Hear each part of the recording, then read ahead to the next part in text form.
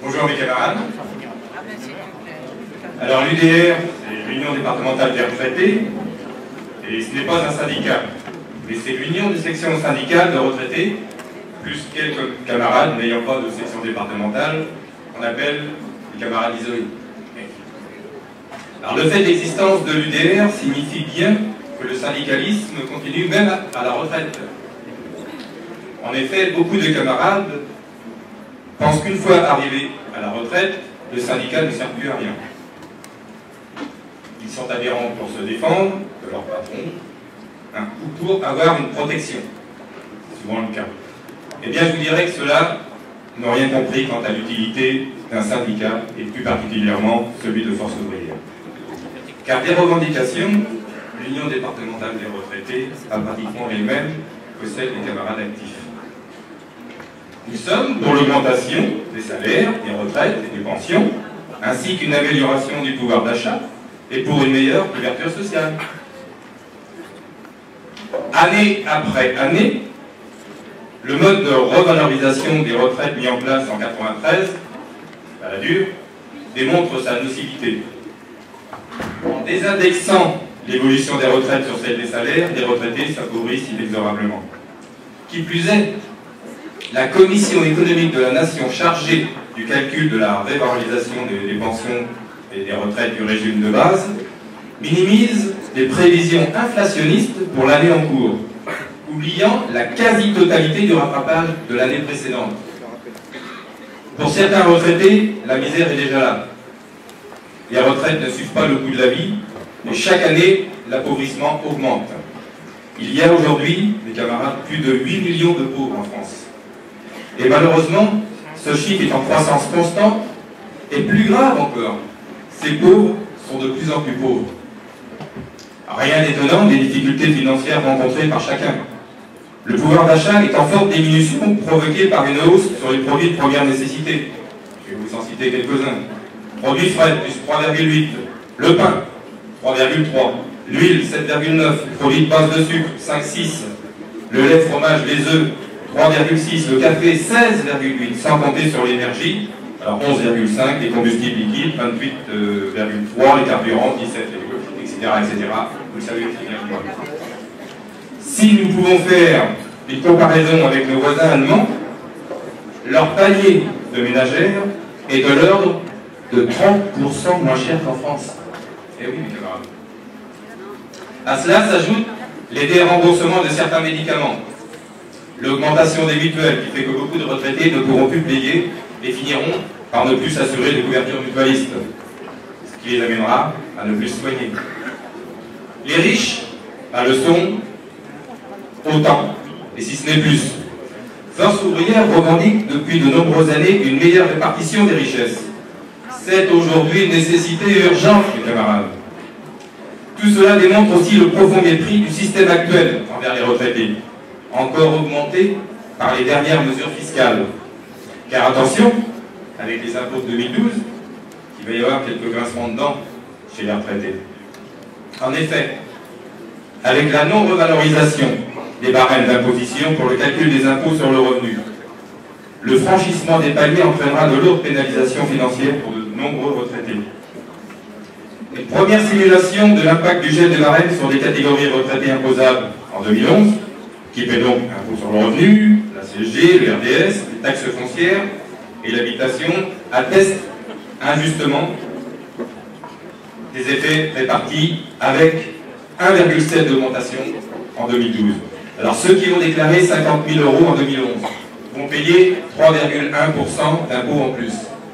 Écoutez bien, ceux qui ont déclaré 40 000 € en 2011, donc beaucoup moins, vont payer 4% en plus, vont payer plus cher. Ceux qui ont déclaré 30 000 € en 2011 vont payer 5,8% d'impôts en plus. Vous voyez, moins on gagne, plus on paye. Une deuxième simulation montre que pour les couples retraités non imposables en 2011, la facture liée au franchissement des paliers va être très lourde. Alors c'est pourquoi, fort de ce constat, nous revendiquons le retour à l'indexation des pensions et retraites sur l'évaluation des salaires, l'abandon du projet d'augmentation de la TVA et la fin du blocage du barème des impôts. La loi du 9 novembre 2010 a inscrit la perspective d'une réforme des régimes dans le calendrier législatif. Qu'est-ce que ça veut dire tout ça? C'est un régime où les droits sont purement individuels. Les périodes de chômage ne sont pas validées, de même que la maladie, etc. Contrairement à l'ARCO et à la GIRC, ce serait un régime entièrement basé sur la capitalisation où les cotisations versées sont placées sur les marchés financiers. Le rendement est fonction du nombre de points achetés et surtout des performances des actions et obligations boursières. En Grande-Bretagne, aux Pays-Bas, aux États-Unis, la crise économique a conduit à la baisse des performances de ces régimes. Les systèmes de retraite par capitalisation ont connu des faillites dramatiques. Rappelez-vous, Maxwell en Grande-Bretagne, Enron aux États-Unis. De plus, un régime par points favoriserait la fusion en un régime unique à minima, qui traduirait par une baisse des droits de tous les retraités. En clair, il serait question de changer le système actuel des retraites fondées sur la répartition, c'est-à-dire la solidarité entre actifs et retraités, d'étudier la possibilité de remplacer la répartition par d'autres systèmes, un système par capitalisation ou par compte notionnel, d'introduire d'autres modes de financement de la sécurité sociale, la TVA sociale ou la CSG, certains réclament. L'Union départementale des retraités dénonce la fausse bonne solution préconisée par certains, visant à encourager les systèmes par capitalisation, d'entreprises ou privées, pour qu'ils contribuent davantage à garantir un niveau de revenu aux futurs retraités. De même, un système par compte notionnel tient compte du rendement estimé de l'économie, de l'espérance de vie de chaque génération, qui conduit chaque génération à se payer son allongement de l'espérance de vie ou à accepter une retraite mineure. Il n'y aura plus de droits collectifs, seulement des droits individuels. Pour Force ouvrière, les salariés actifs ou retraités doivent bénéficier de la richesse nationale. Or, gouvernement et patronat veulent surtout utiliser les gains de productivité pour faire baisser le coût du travail, les cotisations et donc les retraites. Seule solution, mes camarades, hausse des salaires, des pensions et des retraites. La retraite par répartition, c'est la solidarité pratique et la garantie des droits entre les salariés de plusieurs générations. Concernant la dépendance, l'ancien gouvernement envisageait d'assurer la prise en charge de la dépendance par la création d'un cinquième risque, combinant un financement public au titre de la solidarité et la mise en place d'une assurance individuelle encouragée par les incitations fiscales. D'où l'emploi de l'expression d'un cinquième risque, avec la dimension assurantielle qu'elle suppose, préférée à celle de la cinquième branche de la sécurité sociale. Des propositions ont été avancées, avec entre autres consultation gratuite pour les plus de 60 ans, retour à l'assurance obligatoire perte d'autonomie liée à 50 ans. Alors les bornes envisagées seraient une cotisation d'environ, c'est ce qui était prévu, 15 € mensuels pour une rente d'environ 500 €. Révision des conditions d'accès à l'aide personnalisée d'autonomie. Une option sera offerte aux détenteurs d'un patrimoine de plus de 100 000 €. Alors, soit l'APA à taux plein, mais cela implique une récupération sur succession, ou soit l'APA à 50% sans récupération. L'Union départementale des retraités du Maine-et-Loire a contacté tous les élus du département pour que ce dossier sur la dépendance avance.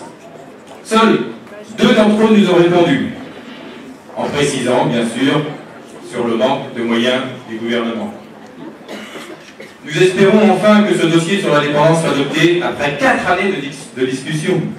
De nombreux rapports, des analyses d'experts, des multiples consultations se sont succédés.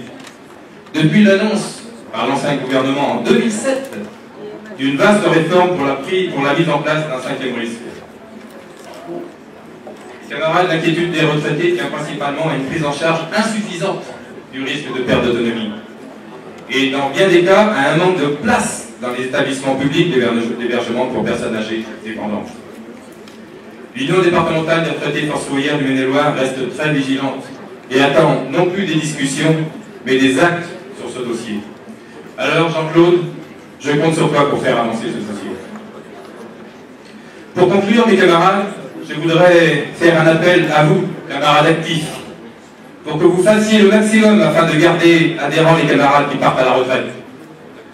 Mais aussi à vous, camarades retraités. Créez des sections syndicales, créez des sections de retraités, ceci permettra de vous retrouver et de vous renforcer. Car il est bien connu que plus nous serons nombreux, plus forts nous serons. Enfin, à toi Daniel. Merci Daniel pour tout ce que tu as fait. Merci encore pour tout ce que tu vas faire encore. Et puis j'allais dire, bienvenue au club. Vive la CGT François. Merci les gars.